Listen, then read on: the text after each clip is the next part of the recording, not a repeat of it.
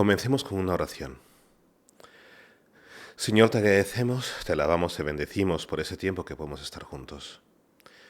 Te pedimos, Señor, de que nos llenes de tu Espíritu Santo, que permitas que tu Espíritu Santo llene nuestras emociones, nuestras ideas, nuestras palabras, todos los conceptos, imaginaciones, pensamientos que vamos a tener durante esta sesión, durante esta charla.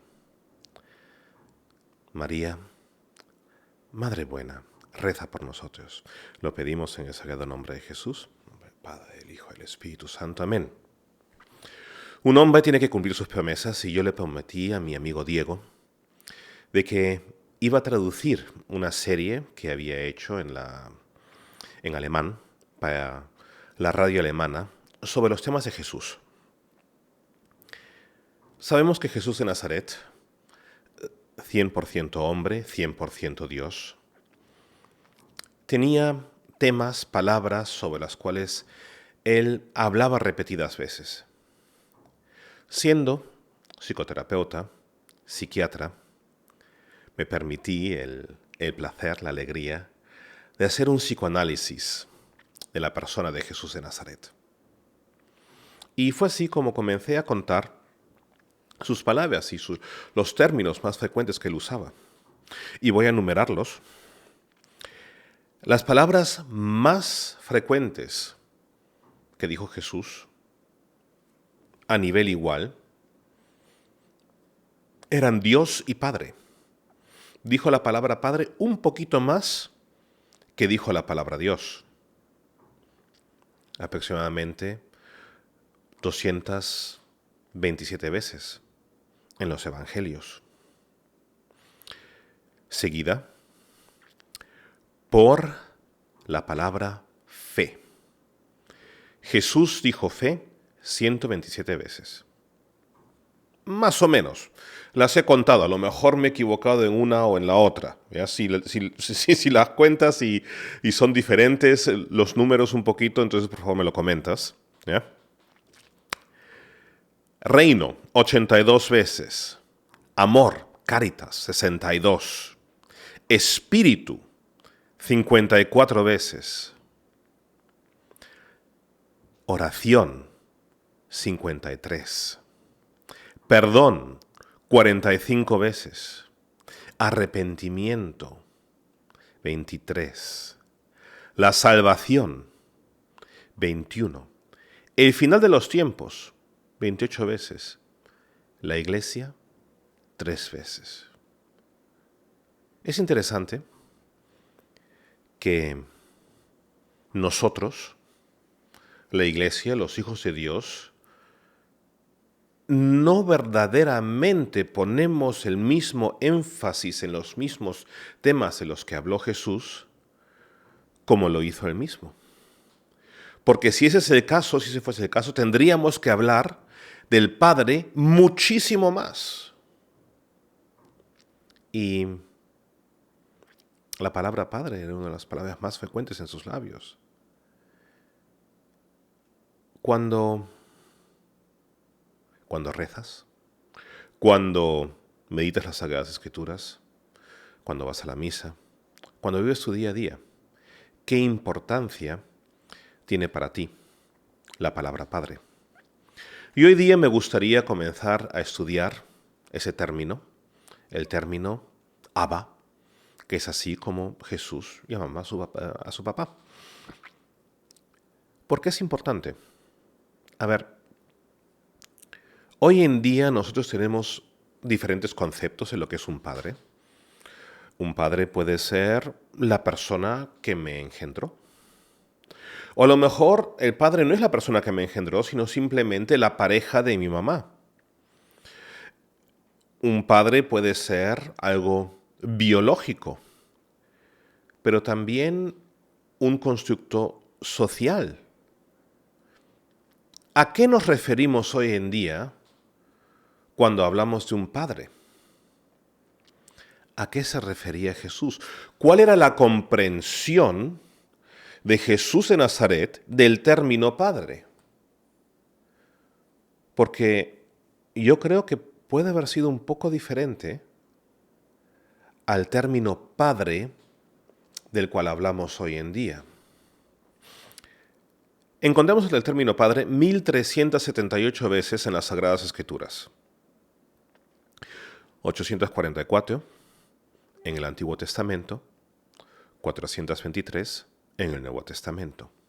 Jesús dijo la palabra Padre 227 veces. Cuando él decía Padre, él tenía una comprensión de ese término y él tenía una transmisión de ese término. Él transmitía una cierta imagen de lo que es un padre. Sabemos que Jesús era judío. Él había crecido, se había educado bajo la tutela de la Virgen María y de San José, que eran de la tribu de Judá. Y siendo judío, él tenía que cumplir con las leyes, las normativas, las costumbres, las tradiciones de todos los muchachos judíos de esa época. Todos los muchachos judíos de esa época memorizaban las Sagradas Escrituras, como mínimo la Torá, que son los 5 libros de Moisés: Génesis, Éxodus, Número, Levíticos, Deuteronomio. Y de tal manera que podemos decir que los pensamientos de Jesús, y eso lo podemos confirmar cuando leemos las Sagradas Escrituras, como él hablaba, estaban influenciados, por no decir, se encontraban siempre en las dimensiones de las Sagradas Escrituras. Jesús pensaba en las dimensiones de las Sagradas Escrituras que él conocía. En ese entonces lo que consideramos ser la Septuaginta, que son las Escrituras de los 70 sabios, que es la versión completa del Tanakh, que es el Torah, Nevi, Ketubim, que son los 5 libros de Moisés, que son los libros de los profetas y que son los libros, las escrituras, las crónicas, libros de sabiduría, etc. Él siempre decía, repetidas veces, esto sucede, esto lo hacemos porque está escrito o para que se cumplan las escrituras tal y cual.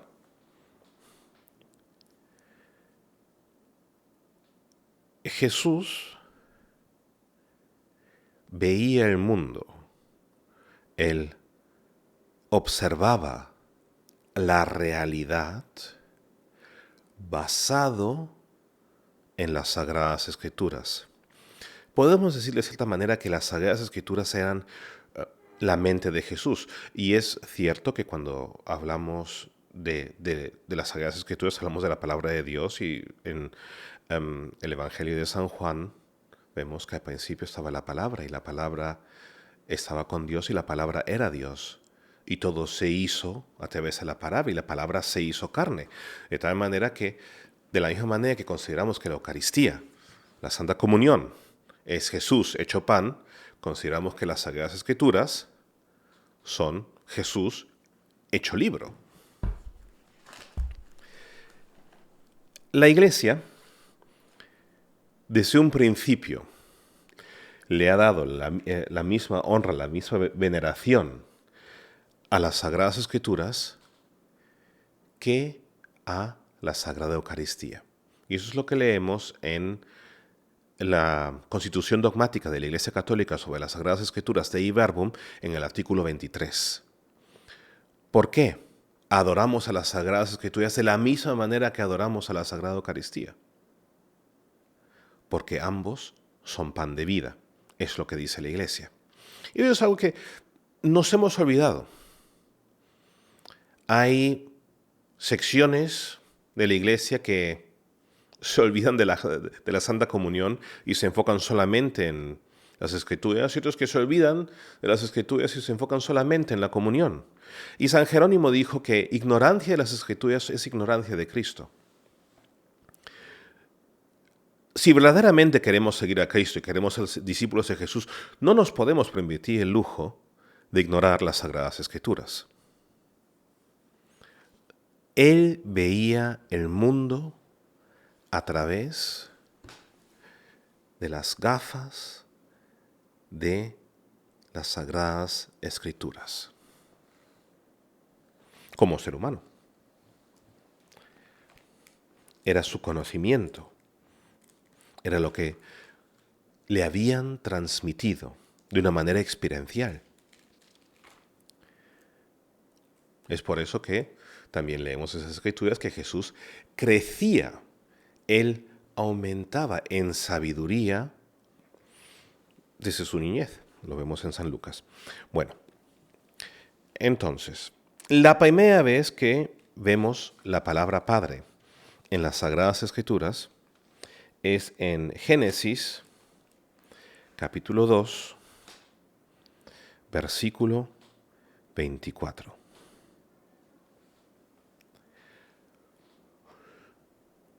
Por eso dejará el hombre a su padre y a su madre, y se unirá a su mujer, y serán una sola carne. Son las palabras de Adán cuando vio a Eva por primera vez. Por eso dejará el hombre a su padre y a su madre. Quiere decir que desde un principio la palabra padre implicaba un vínculo íntimo, algo valioso, algo a lo cual nos podemos aferrar, pero algo que también es digno de dejar, por ejemplo, por una esposa. Continuamos, es lo que dijo Adán. De ahí encontramos la palabra padre en Génesis capítulo 4. Y es una secuencia en realidad muy bonita si se observa bien.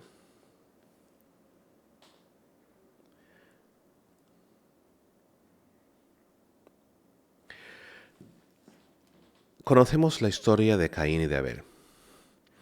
Sabemos que Caín asesinó a su hermano Abel por celos y Dios le dijo que por haber hecho eso que él estaba maldito en el campo.